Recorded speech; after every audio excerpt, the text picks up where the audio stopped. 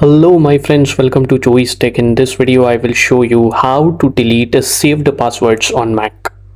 Whether you are a MacBook user or you have an iMac, what I am going to tell you is surely going to help you delete one or more or all saved passwords on your Mac. So first you need to click on the Apple logo and then click on System Settings.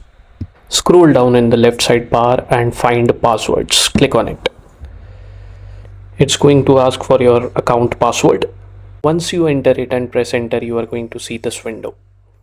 You are going to see all your saved passwords here. If you want to delete one, then use two fingers of your hand and swipe left on the trackpad.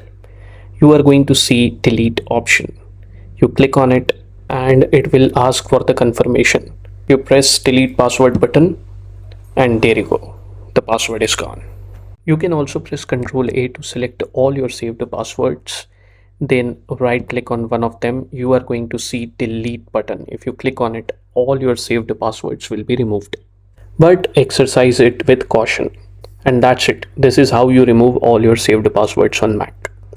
If you found this video helpful, then like this video and subscribe to my channel Joey's Tech for more such MacBook tutorial videos.